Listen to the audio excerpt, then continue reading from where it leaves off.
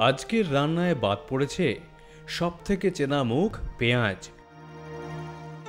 হ্যাঁ, করাচি বিরিয়ানি বানাবো, তাও আবার পেঁয়াজ ছাড়া।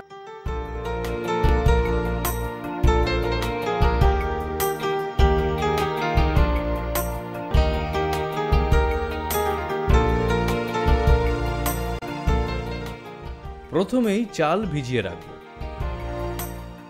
করাচি বিরিয়ানি একটু আলাদা, তাই আদা, রসুন আর লঙ্কা দিয়ে একটা মিশ্রণ বানাতে হবে। কিন্তু আমার কাছে আদা রসুন বাটা আছে, তাই ওইটার সাথে কাঁচা লঙ্কা মিশিয়ে নেব। এই বিরিয়ানির স্বাদ হবে ঝাল এবং ঝাঁঝযুক্ত। ঝাঁঝের জন্য আমাদের চাই খাঁটি ঝাঁঝালো তেল, মানে সারফা কাচ্চি ঘানি মাস্টার্ড অয়েল। তেল গরম হয়ে গেলে ওই গোটা মশলাগুলো দিয়ে দেব।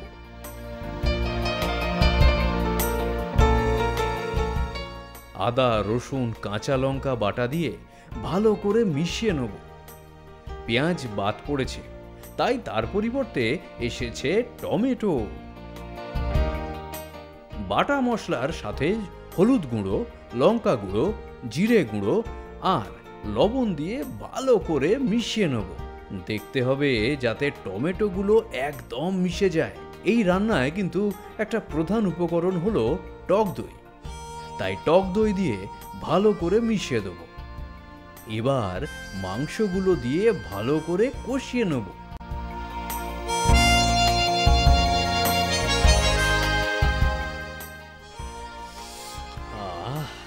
মাংস কষার যা সুগন্ধ, মন ভরে যায়।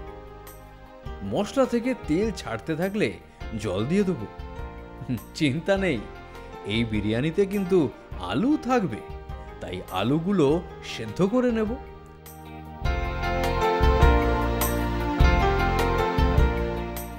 পুরোপুরি সেদ্ধ করার জন্য আবার ঢাকা দিয়ে দেব।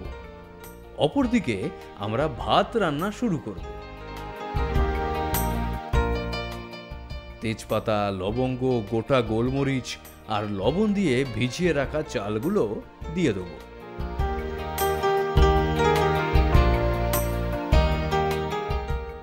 ভাত হয়ে গেছে। এদিকে আলু, মাংস সেদ্ধ হয়ে গেছে, তাই একটু ধনেপাতা ছড়িয়ে দেব। ভাতগুলো ছড়িয়ে দিয়ে উপর দিয়ে একটু বিরিয়ানি মশলাও ছড়িয়ে দেব। শেষে ঘি দিয়ে হালকা আঁচে আধা ঘন্টা রেখে দেব। ব্যাস, পেঁয়াজ ছাড়াই সুস্বাদু করাচি বিরিয়ানি তৈরি।